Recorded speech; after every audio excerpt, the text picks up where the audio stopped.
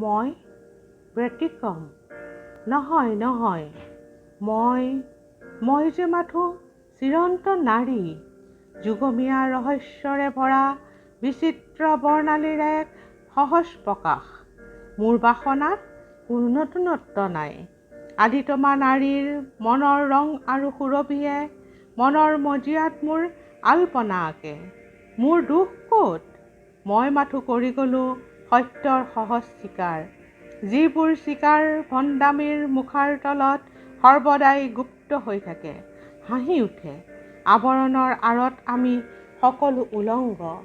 প্ৰাণৰ পাত্ৰ জানো কেতিয়াবা ভৰে, যেতিয়া নিজকে ভাবোঁ সবাতোকে ঐশ্বৰ্যমণ্ডিতা বুলি, সকলো পাইছোঁ বুলি গৰ্বিত ভংগীত স্ফীত হৈ উঠোঁ।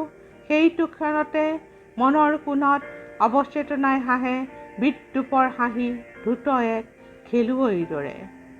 চেতনাৰে দৃঢ় হৈ থিয় হৈ থাকোঁ মই মোৰ ভৰিৰ তলত থকা দুপতা মাটিতে।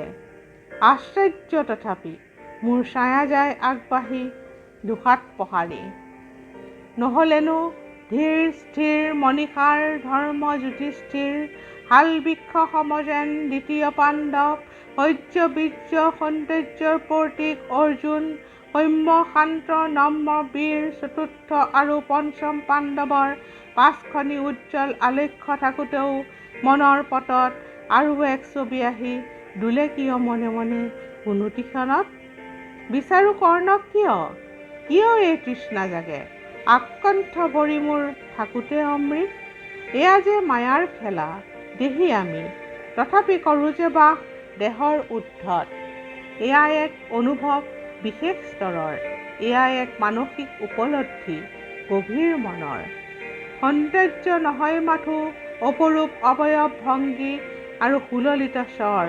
সৌন্দৰ্য লুকাই থাকে বোধ, মেধা, বীৰত্ব, পাণ্ডিত্য, ব্যক্তিত্ব আৰু সুঠাম মনৰ গতপ্ৰকাশত। নাৰী মই সেই সৌন্দৰ্যৰে অক্লান্ত পিয়াসী। মাতৃৰ সঞ্চয় তৃষ্ণা, লালনাৰ মায়া থাকে অচিনাকি ৰূপ লৈ হৃদয় মাজত। প্ৰতিটো ৰঙৰে প্ৰতিভা ফুল যদি থাকিলেহেঁতেন মোৰ মৰমৰ জীৱনৰ সৰু এই বননিখনত।